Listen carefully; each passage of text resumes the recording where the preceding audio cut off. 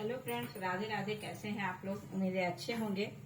तो कहते हैं कि विश्वास बहुत बड़ी चीज है। अगर आप विश्वास रखोगे तो आपकी विश्वास बेकार नहीं जाएगी। मन में विश्वास रखो भगवान के प्रति या पशु पक्षी के प्रति, चाहे किसी के प्रति, आपकी विश्वास बेकार नहीं जाएगी। समय लगेगा पर विश्वास कभी भी बेकार नहीं जाता। ये मैं एक दो बार आजमा चुकी हूँ और आजमाने के बाद आपको बोल रही हूँ। तो आज एक ताजा घटना मेरे साथ घटी है जो कि मैं आपके साथ शेयर कर रही हूँ। घटना ये है कि मेरी सासू माँ को गए हुए 1 साल हो गए हैं और मैं कुछ भी बनाती थी तो उनके नाम से थोड़ा सा निकाल दिया करती थी कोई प्लेट में। संजोग बस इधर मैं कुछ दिन से भूल जा रही हूँ, या मेरी लापरवाही कहें या मेरी व्यस्तता कहें, मैं भूल जा रही हूँ। तो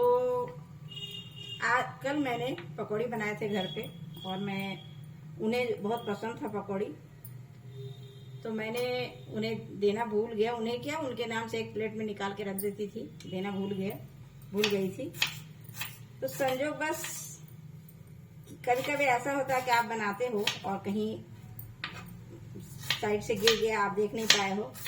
मैं सच्ची बात बता रही हूँ, ऐसा नहीं कि मैं अपने मन से बता रही हूँ।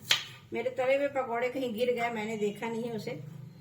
सुबह मेरी नजर उस पकौड़े पर पड़ी। मैं सोची क्यों ना पकौड़े को रख देती हूँ साइड में। तो उसी समय मेरा दिमाग में अटैक किया कि अरे, मैंने माँ के लिए पकौड़े नहीं निकाले। मुझे बुरा भी लगा, पर गलती के लिए मैं क्षमा चाहती हूँ अपनी सासू माँ से, क्योंकि उनके बच्चे से अगर गलती होती, माँ बाप उनकी गलतियों को हमेशा माफ कर देते हैं। उस पकौड़े के मैंने लेके अपने बालकनी में रख दिया। कुछ ही देर के बाद एक कौवा आया और उस पकौड़ी के लेके उड़ गया। उसी समय ठीक एक कौवा और आया और मैंने दौड़ के गया और किचन से लाई रोटी, उसको तोड़ तोड़ के छोटे छोटे टुकड़े करके बालकनी में रख दिया।